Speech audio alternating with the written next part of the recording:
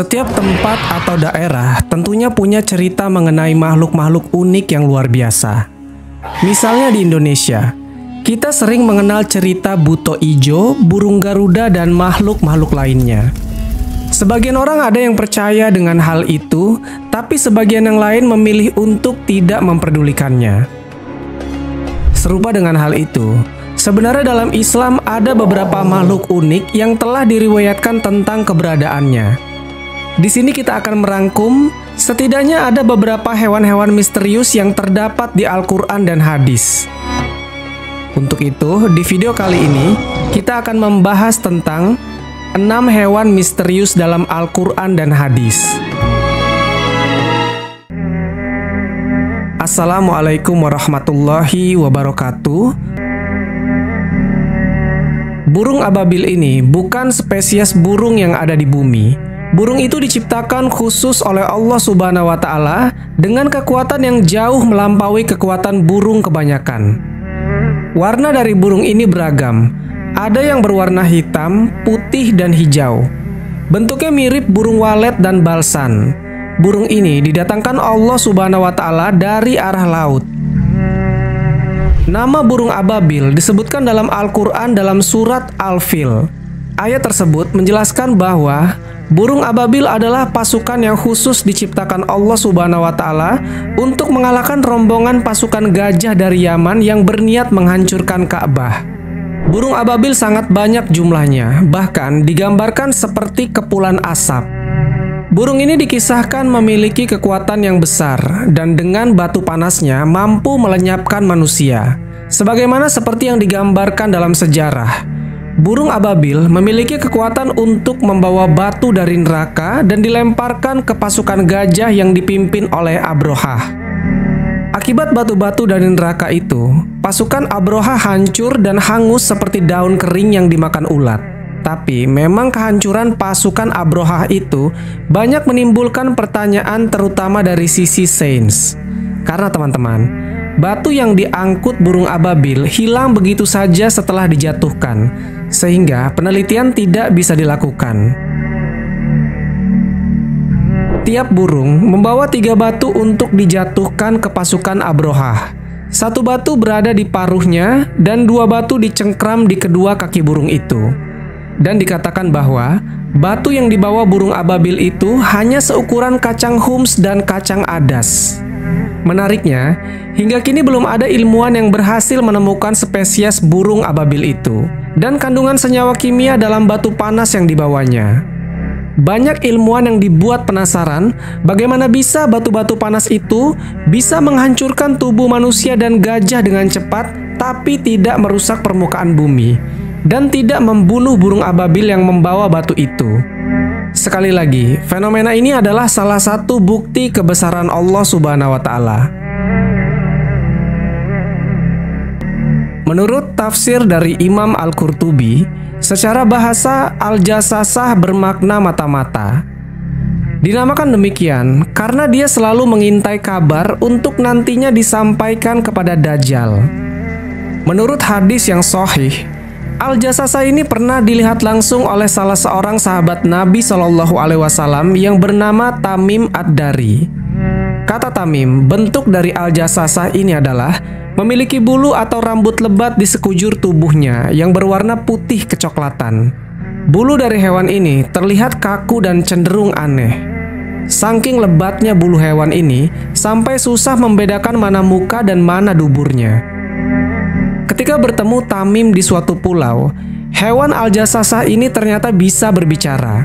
Dan bukan hanya sekedar berbicara, Al-Jasasah pun memerintahkan Tamim dan teman-temannya untuk menuju suatu tempat di pulau itu. Setelah Tamim beserta rombongan mengikuti apa yang dikatakan hewan tersebut, terlihatlah sosok yang sedang dibelenggu pada bagian tangan dan kakinya di tempat itu. Dan sosok tersebut adalah Dajjal. Rupanya, Al-Jasasah ini sedang menjaga Dajjal yang dikurung di pulau itu. Teman-temanku seiman, belum lama ini ada beberapa foto yang diunggah di media sosial yang diduga sebagai Al-Jasasah. Kejadian pertama ada di Pulau Dinagat, Filipina. Foto yang diunggah di bulan Februari tahun 2017 itu memperlihatkan makhluk yang wujudnya aneh dan berukuran besar, yang dijuluki masyarakat setempat sebagai Hairy Bob. Bentuknya pun mirip dengan apa yang diceritakan oleh Tamim Ad-Dari. Kemudian, kejadian kedua berasal dari Indonesia, yaitu di sebuah pantai di Kalimantan Utara. Foto itu diunggah pada bulan April tahun 2019. Orang-orang pun jadi takut sekaligus penasaran. Setelah dilihat dari dekat, ternyata memang bukan sebuah rekayasa. Benar-benar ada seekor hewan berbulu putih yang mati terdampar di sana. Tapi setelah itu, para peneliti menyebutkan bahwa hewan tersebut adalah bangkai dari ikan paus yang sudah tidak berbentuk lagi. Kemunculannya adalah akibat dari gempa di laut yang bisa mengangkatnya ke sekitar pantai. Paus mati itu mengalami fase decomposing dan bentuk tubuhnya berubah sedemikian rupa. Menjelang hari kiamat nanti, ada binatang melata yang aneh yang akan keluar dari perut bumi. Luar biasanya, binatang yang dinamakan dabah ini mampu berbicara dengan manusia. Dabah ini ada di beberapa hadis Rasulullah SAW dan ternukil juga di dalam Al-Quran. Apabila perkataan telah jatuh atas mereka, kami keluarkan seekor dabah dari bumi yang akan mengatakan kepada mereka bahwa sesungguhnya manusia dahulu tidak yakin kepada ayat-ayat kami. Al-Quran Surat An-Naml ayat ke-82. Dalam hadis riwayat Muslim, Rasulullah SAW menyebut 3 perkara yang jika ketiganya keluar, semua tobat dan amal tidak ada gunanya lagi. Ketiganya adalah terbitnya matahari dari barat, Dajjal, dan dabah. Nantinya setelah keluar, dabah akan berbicara kepada manusia dan memberikan tanda pembeda antara orang yang beriman dan orang kafir. Tanda untuk orang yang beriman adalah wajah mereka akan bercahaya. Sedangkan untuk orang kafir, tandanya akan diberikan di bagian hidung sebagai tanda kekufurannya. Tempat keluarnya dabah adalah di Mekah dan akan keluar dari masjid yang paling besar dan mulia.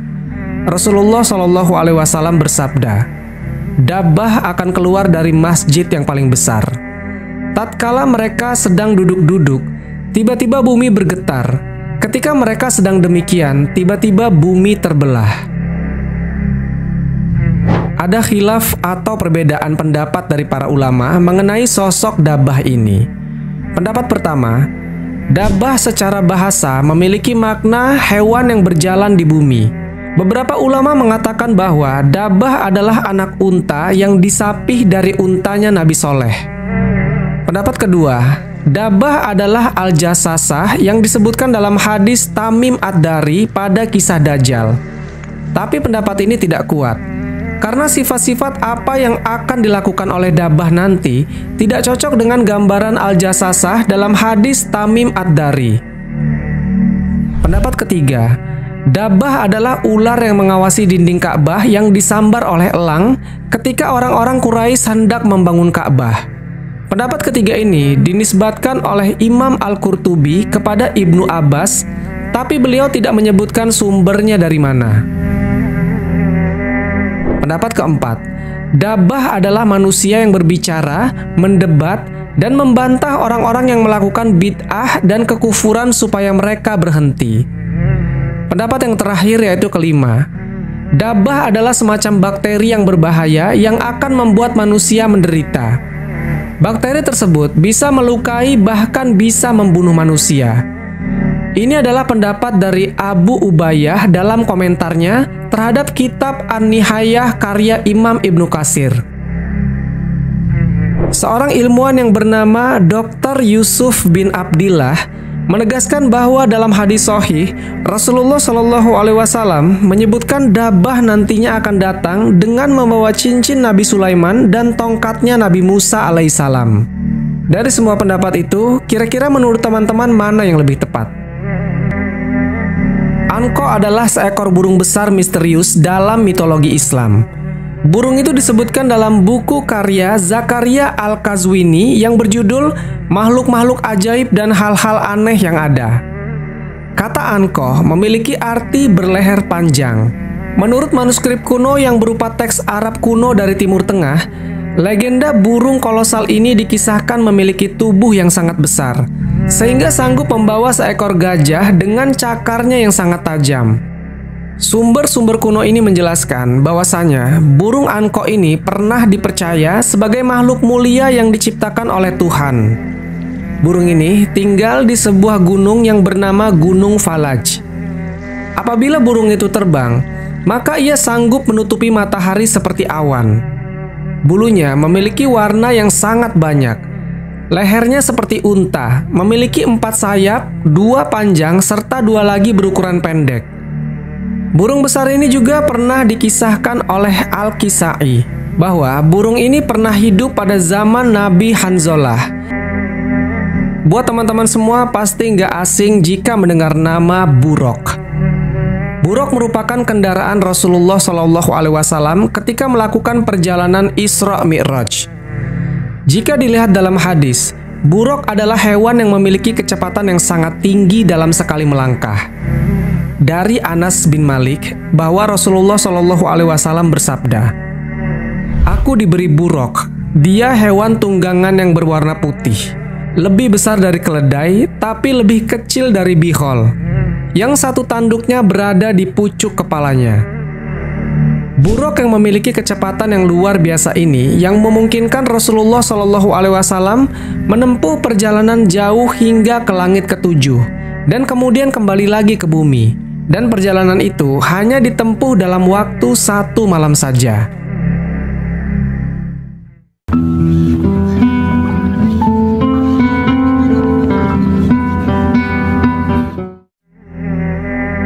Ikan yang satu ini kerap dikaitkan dengan kisah Nabi Yunus alaihissalam. Ikan nun ini melahap Nabi Yunus ketika Yunus meninggalkan kaumnya yang waktu itu membangkang. Dan hebatnya, Nabi Yunus tetap hidup di dalam perut ikan itu, yang menandakan bahwasanya ikan nun ini berukuran sangat besar atau mempunyai rahang yang besar, sehingga tidak melukai Nabi Yunus ketika melewati mulut ikan itu. Konon kabarnya, sampai hari ini ikan nun ini masih hidup dan akan terus hidup sampai hari kiamat nanti. Tapi tak ada yang tahu persis seperti apa wujud dari ikan nun yang sudah menelan Nabi Yunus ini.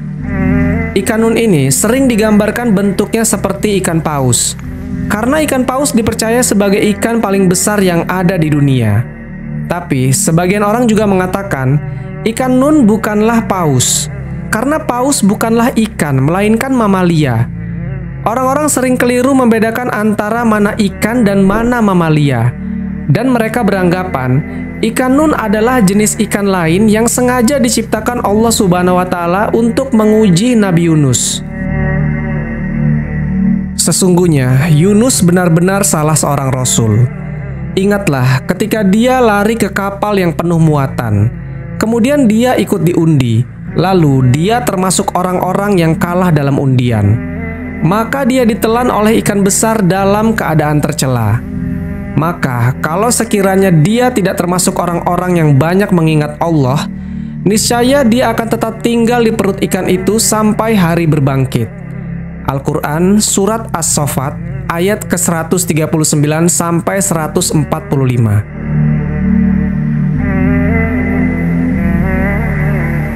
Wallahu a'lam bishawab.